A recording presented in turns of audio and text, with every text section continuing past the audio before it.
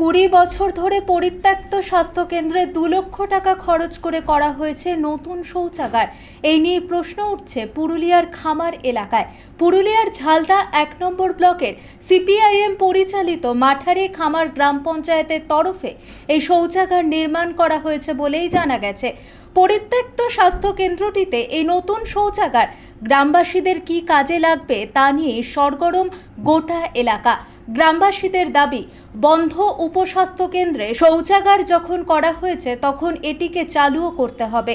সংশ্লিষ্ট পঞ্চায়েতের তরফে অবশ্য দাবি করা হয়েছে স্বাস্থ্যকর্মীদের সুবিধার্থে এই শৌচাগার নির্মাণ করা হয়েছে।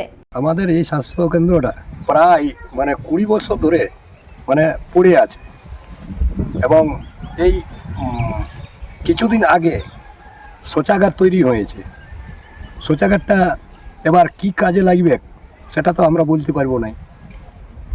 আর এটা স্বাস্থ্যকেন্দ্রটা যেন পুনরায় নির্মিত হয় এবং ডাক্তার থাকে, ফলে মানুষ উপকৃত হবে। এখন গ্রামের মানুষ কোথায় যায় তাহলে চিকিৎসা এখন কাশিডিতে চলে যায়। কাশিডি এখান থেকে 3 কিলোমিটার দূর। তো কাশিডিতে কি নতুন স্বাস্থ্যকেন্দ্র হয়েছে না এটাই? না, এইটাই উপস্বাস্থ্য কেন্দ্র বললে ওটাকে। এখানে স্বাস্থ্যকেন্দ্রটা কেন বন্ধ হয়ে গেল তাহলে? ওটা তো বলতে পারা যাবে না। ওটা সেই সময় প্রধান ছিল, প্রধান কি করেছে কিভাবে হয়েছে ওটাও বলতে পারা যাবে না। এখানে দেখা যাচ্ছে স্বাস্থ্যকেন্দ্রটা একেবারে জরাজীর্ণ অবস্থায় আছে, কি বলবেন? কি বলবো, এটা যদি আমাদের হয় তাহলে একটু ভালো হবে কে।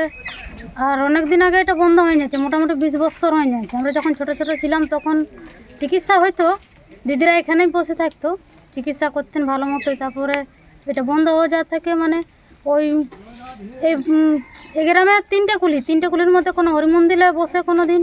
এখন হ্যাঁ, দিদির এখন আসে? হ্যাঁ দিদিরাও আসে। কোথায় এখন কোথায় চিকিৎসাটা কোথায় হয়? চিকিৎসা হয় কাশিডি।